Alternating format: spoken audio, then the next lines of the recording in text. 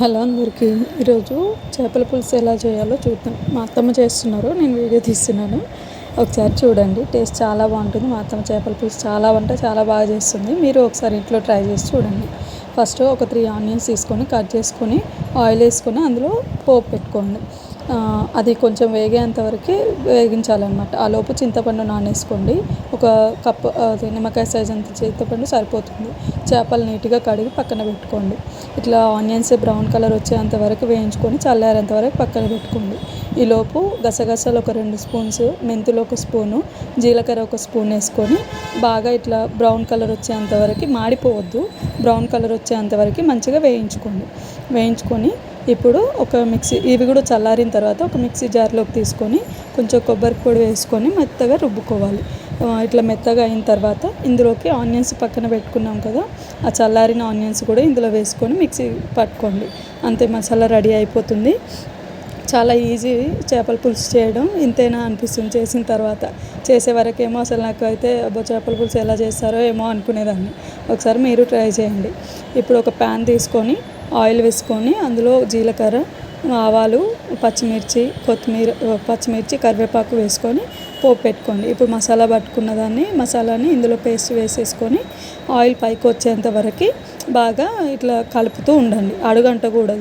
అడుగంటనీయకుండా మంచిగా పేస్ట్ అంతా అందులో వేసేసుకొని ఏమన్నా అందులో ఉన్నా కూడా పక్కన పెట్టుకోండి మిక్సీ గిన్నె. తర్వాత మనం చింతపండు రసం వేసుకుంటాం కదా, అప్పుడు కడిగి అందులో వేసేసుకోవచ్చు.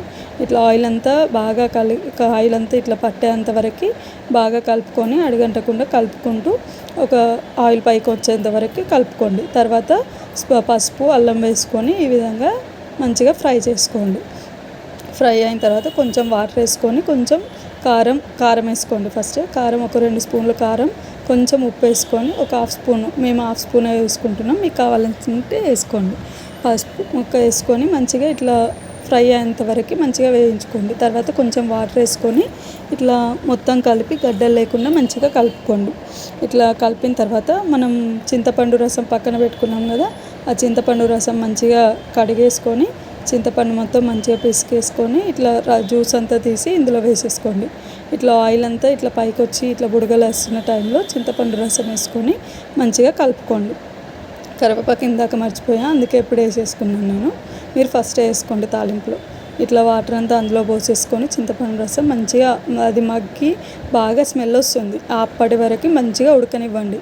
ఇట్లా బాయిల్ అవుతూ మొత్తం ఇట్లా బుడగలు వస్తుంది అనమాట.